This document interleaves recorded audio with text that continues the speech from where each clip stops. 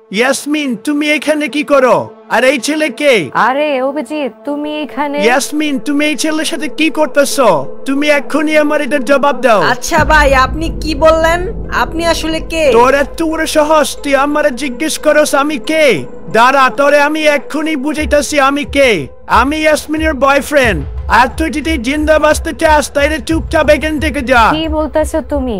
আমি তোমার গার্লফ্রেন্ড কবে হইলাম? না আমি তোমার প্রপোজ করছি, না তুমি আমার প্রপোজ করছো।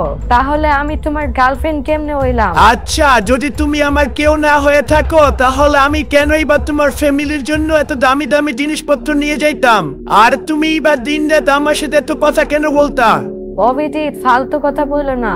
তুমি আমার নিয়ে তোমার মনে কি ভাবো এটা আমার কোনো যায় আসে না। তুমি আমার কাছে শুধু একটা ভালো বন্ধু ছিলা, বুঝতে পারছো? আচ্ছা, আমি বুঝতে পারছি হঠাৎ করে আমি কেন তোমার বন্ধু হয়ে গেলাম। শুধু এই ছেলের জন্য, তাই না? শালা, তোর এত বড় সাহস কিভাবে হয়? তুই আমার গার্লফ্রেন্ডের সাথে খাবার খাইতে আসছ? আমার মনে হইতেছে তোর মরণ ডান্সে। এরপর অভিজিৎ এটা বলেই প্রিমিসকে মারতে যায়, কিন্তু ঠিক সেই সময় ইয়াসমিন অভিজিতের গালে একটা থাপ্পড় দিয়ে দেয়। এইগুলো দেখে প্রিমিস একদম বিরক্ত হয়ে যায়। এইদিকে ভূমিকার অভিজিতের সাথে রেস্টুরেন্টের ভিতরে চলে আসার কথা ছিল, কিন্তু ভূমিকা চালাকি করে ওয়াশরুমে যাওয়ার কথা বলে লুকিয়ে পড়ে। প্রিমিস এমন সিচুয়েশনে পড়ে মনে মনে ভাবতে থাকে, আমার মনে হইতেছে আমার এইখান থেকে চলে যাওয়া উচিত। জানি না কি করতেছে এরা। প্রিমিস মনে মনে নিজেকে দোষী আর লজ্জাবোধ করছিল, তাই সে সেখান থেকে উঠে রেস্টুরেন্টের বাইরে চলে যায় এবং ইয়াসমিনও তার পিছনে পিছনে প্রিমিসের সামনে চলে আসে। প্রিমিস স্যার, প্লিজ আমাকে মাফ করবেন। I am extremely sorry. যা কিছু হইলো এর জন্য আমি মাফ চাই। জানি না এই অভিজিতের আজকে কি হইলো। সরি বলার কোনো দরকার নাই। আর এমনিতেও এখানে যা হইলো তোমার কোনো দোষ নাই। স্যার, এইটা সেই ছেলেটা যেটার কথা আমি আপনাকে বলেছিলাম। অনেকদিন ধরে ও আমার পিছন পিছন ঘুরতেছে। আর আজকে যা হইলো এটা অনেকবার হইছে। আমি অনেক বোঝানোর চেষ্টা করছি, কিন্তু ও আমার কোনো কথাই শুনে না। মাঝে মাঝে এত অ্যাগ্রেসিভ হয়ে যায়, একেবারে আমার উপর হামলা করতে আইসা পড়ে। আপনি তো দেখলেন আজকে। এইগুলা বলার পর ইয়াসমিন কান্নার অ্যাক্টিং শুরু করে দেয়। ইয়াসমিনকে এইভাবে কান্না করতে দেখে প্রিমিসেরও মন গলে যায়। প্রিমিস ইয়াসমিনের মায়া কান্না দেখে কিছুটা দুঃখ প্রকাশ করে। আরে ইয়াসমিন, প্লিজ, তোমার এখন কান্না করা উচিত না। আর আজকে যা হইলো এরপর আমার মনে হয় না ও তোমাকে আর ডিস্টার্ব করবে। প্রিমিসের কথা শুনে ইয়াসমিনের মনে হচ্ছিল যে সে যেই প্ল্যানে আগাচ্ছিল প্রিমিস সেই দিকেই যাচ্ছে। এরপর ইয়াসমিন প্রিমিসের হাত ধরে ফেলে। প্রিমিস ইয়াসমিনের দিকে তাকিয়ে কি যেন ভাবতে থাকে।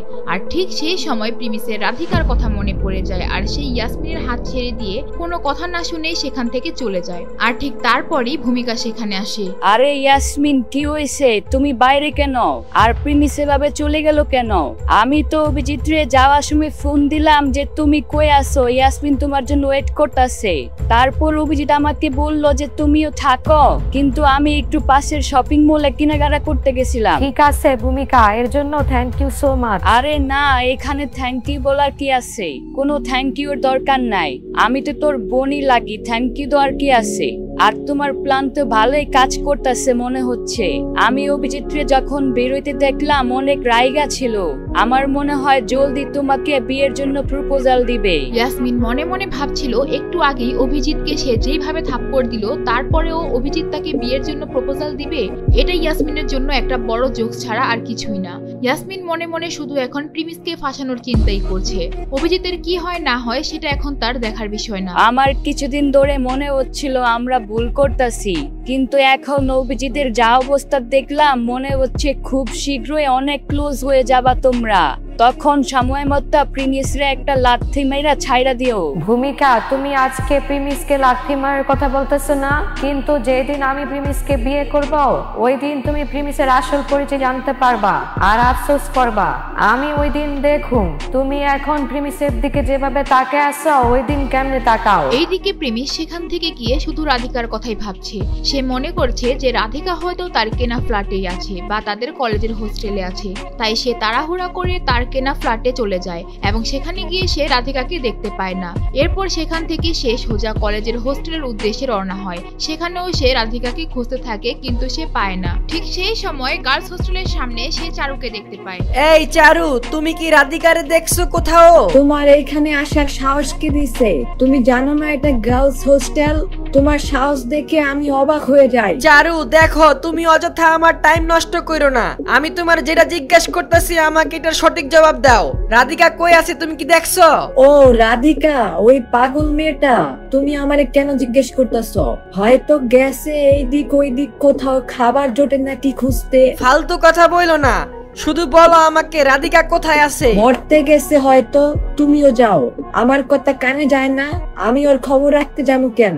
আমি কি ওর অ্যাসিস্ট্যান্ট নাকি যে আমি ওর খবর রাখতে যাবো? এরপর প্রিমিসকে সে ধাক্কা দিয়ে নিচে ফেলে দেয়। সেটা দেখে আরো দুজন মেয়ে সেখানে এসে পড়ে, কিন্তু যখনই চারু সেখান থেকে চলে যাচ্ছিল, প্রিমিস তার চুল টান দিয়ে ধরে আর দুই গালে জোরে জোরে দুইটা থাপ্পড় দেয়। এবং ঠিক তখন চারু অনেকটা ভয় পেয়ে যায়। আমারে বলো রাধিকা কই আছে, নাইলে কিন্তু এর চেয়ে বেশি খারাপ হয়ে যাবে বলে দিলাম। রাধিকারে আমি আজকে দেখি নাই, ও আজকে সকাল থেকে কলেজে আসে নাই। কি?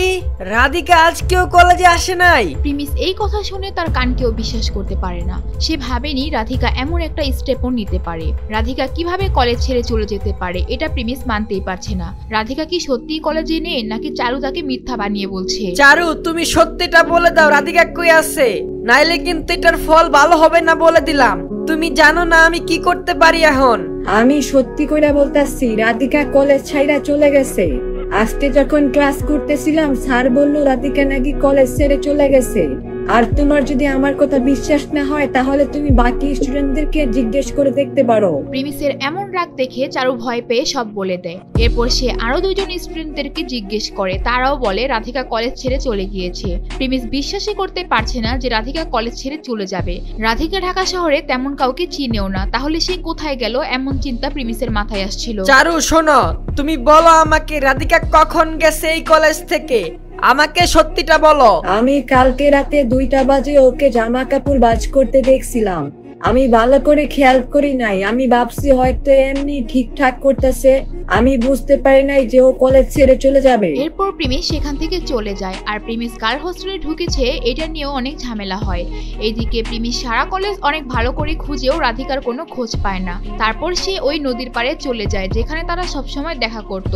সেখানেও সে রাধিকাকে খুঁজে পায় না। ঠিক এইভাবে প্রতিদিন রাধিকার জন্য সে ওখানে অপেক্ষা করতে থাকে, কিন্তু রাধিকা আর আসে না। চলতে চলতে এমন 15 দিন পার হয়ে যায়, রাধিকার কোনো খোঁজ পায় না। প্রিমিস একদম মনমরা হয়ে যায় এবং তার কলেজের বন্ধুরাও তাকে জিজ্ঞেস করে, আরে প্রিমিস বল না তোর কি হইছে, এভাবে চুপচাপ সারাদিন বসে থাকোস কেন? তার বন্ধুরা তাকে জিজ্ঞেস করলেও তার কাছে তারা কোনো জবাব পায় না। তারা মনে করে যে কলেজ কমিটি যে 35 লক্ষ টাকার কথা বলেছে সেটা নিয়েই সে চিন্তিত। তার বন্ধুরা তাকে রেস্টুরেন্টে নিয়ে গেলেও সে খাবারও ঠিক মতো খায় না। আরে ভাই এখন তো একদম বেশি বেশি হয়ে যাচ্ছে, এখন তো কিছু না কিছু করতেই হবে ভাই। হ ভাই, আমারও মনে হইতাছে ওর যা অবস্থা এমনি থাকলে ও ডিপ্রেশনে পড়ে যাবে। ডিপ্রেশনে যাইবো কি, অলরেডি ডিপ্রেশনে চইলা গেছে। প্রিমিস ভাই শোন আমার কথা, আর কতদিন এইভাবে চলবে বল? আর কতদিন এইভাবে একটা রুমের মধ্যে চুপচাপ বসে থাকবি?